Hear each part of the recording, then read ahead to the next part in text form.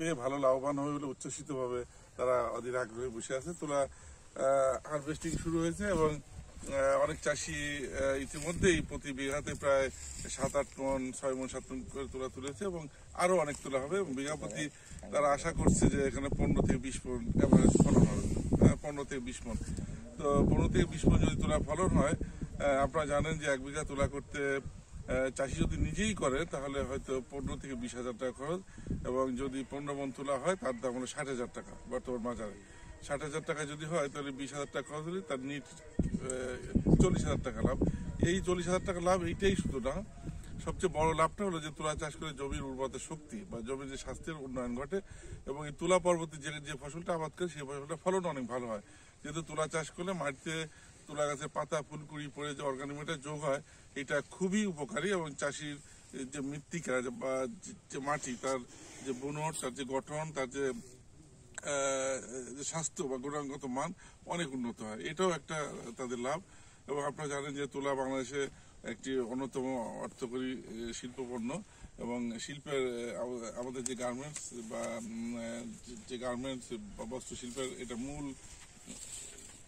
কাঁচামাল। আমাদের বিদেশ থেকে প্রচুর টাকার তুলা আমদানি করতে হয়। তো আমরা সরকারিভাবে চেষ্টা করছি দেশের চাষিরাও যদি তুলা চাষে এভাবে এগিয়ে আসে।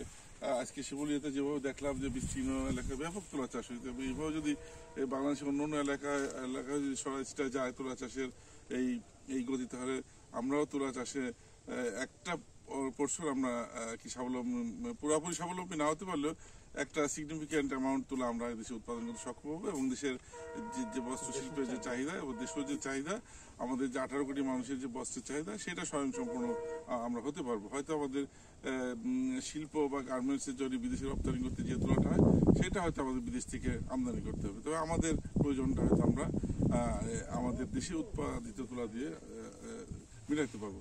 তো যাই হোক, আমরা আশা করছি যে তুলার ফলন, আমরা যে বীজ দিয়েছি হোয়াইট গোল্ড 1, হোয়াইট গোল্ড 2, রূপালী এবং আরো কয়েকটা কোম্পানি, আমাদেরও একটা হাইব্রিড আমাদের তুলার নম্বরে আছে, একটা মিউটেড ভ্যারাইটি আছে।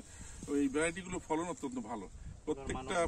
প্রত্যেকটা তুলার ফলন যেমন ভালো, এর যে কোয়ালিটি, তুলার যে আঁশের যে গুণগত মান, আঁশের যে রং, স্ট্রেংথ, মাইক্রোনিয়ার, অন্যান্য যে সমস্ত প্রপার্টি আছে, এগুলো খুব ভালো।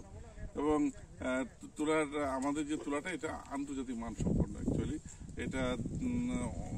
এটার মান আমাদের ইন্ডিয়া বা পাকিস্তানের তুলা থেকে কোনো অংশেই কম, আরো ভালো। তো এই তুলা যদি এভাবে উৎপাদিত হয়, চাষিরা লাভবান হবে এবং দেশও অর্থনৈতিকভাবে অনেক উপকৃত হবে।